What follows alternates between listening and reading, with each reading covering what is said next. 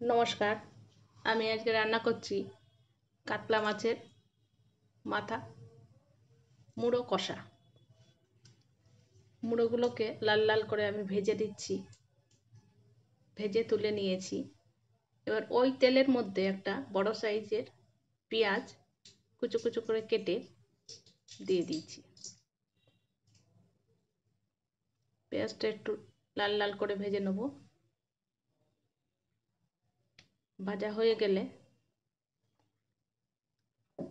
তার মধ্যে একটু আমি আন্দাজ করে লবণ দিয়ে দেবো, যতটা পরিমাণ লাগে আন্দাজ করে লবণ দিয়ে দিচ্ছি। লবণ দিলে কি পেঁয়াজের ইয়েটা নরম হয়ে যাবে। তারপর আদা রসুনও পেস্ট করে রেখেছি,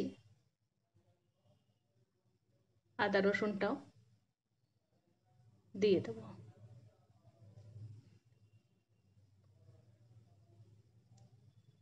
আন্দাজ করে লবণ দিলাম, একটু নাড়াচাড়া করে দিচ্ছি। দিয়ে আদা রসুনটা দিয়ে দিচ্ছি। আদা রসুনটা দিয়ে একটু কষিয়ে নিচ্ছি আমি। কষানো হয়ে গেলে কিছুটা মিট মশলা জলে গুলিয়ে নিয়েছি, তার মধ্যে আন্দাজ মতো হলুদও দিয়ে দিয়েছি। হলুদ দিয়ে মিট মশলাটা জলে অল্প জল দিয়ে গুলিয়ে রেখেছি, সেটা ঢেলে দেবো। এবার ঢেলে কষিয়ে নেব। মিট মশলাটা ঢেলে দিচ্ছি, ঢেলে ভালোভাবে কষিয়ে নেব। আর এদিকে একটা বড় টমেটো কুচো কুচো করে কেটে রেখেছি, সেই টমেটোটাও দিয়ে দিচ্ছি। কিছুটা ফেটানো টক দই ফেটিয়ে ওর মধ্যে দিয়ে দিচ্ছি। দিয়ে মশলার সঙ্গে কষিয়ে নিচ্ছি।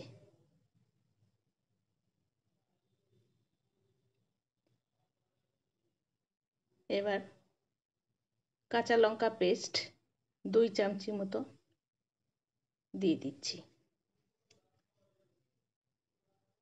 আমি এখানে কাঁচা লঙ্কা দিচ্ছি, আপনারা চাইলে শুকনো লঙ্কার গুঁড়োও দিতে পারেন। আর আমি তেল কম দিয়ে রান্না করছি, আপনারা একটু তেল বেশি দিয়ে রান্না করবেন, ভালো লাগবে। আর এইদিকে আমি গরম জল বসিয়ে দিয়েছি। গরম জলটা একটু গরম হলে ওর মধ্যে দিয়ে দেবো মশলা কষানো হয়ে গেলে। গরম জলটা দিলে কি তরকারি স্বাদটা অন্যরকম হয়, কাঁচা জলের থেকে গরম জলটা দিলে ভালো হয় স্বাদটা। আন্দাজ মতো জল দিয়ে দিচ্ছি অল্প করে। এবার ঝোলটা ফুটে উঠলে, জলটা যেই ফুটে উঠবে তখন আমি ওর মধ্যে মুড়োগুলো আস্তে আস্তে দিয়ে দেবো সব। জলটা ফুটে উঠেছে, মাছের মাথাগুলোকে এক এক করে সব দিয়ে দিচ্ছি।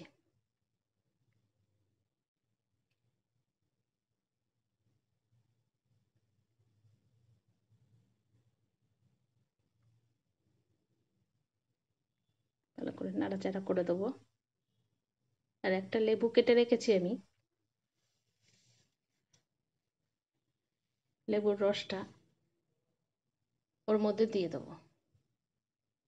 মাছের যে একটা আষ্টে গন্ধ থাকে সেটা আর বেরোবে না, লেবুর রস দিলে আষ্টে গন্ধটা চলে যায়।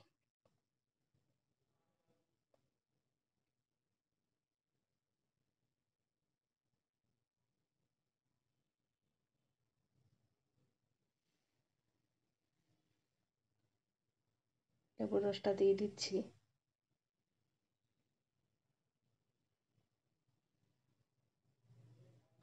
এবার নেড়ে দেবো একটু। নেড়ে ঝোলটা যেই একটু শুকিয়ে শুকিয়ে আসবে, গামাখা গামাখা ঝোল হবে, তখন আমি গরম মশলার গুঁড়োটা দিয়ে দেবো নামানোর আগে গরম মশলার গুঁড়োটা দিয়ে নামিয়ে দেব। হয়ে গেছে আমার রান্না। এইভাবে করে দেখবেন আপনারা, ভালো লাগবে। গরম ভাত দিয়ে খেতে ভালো লাগবে। নামিয়ে দিচ্ছি।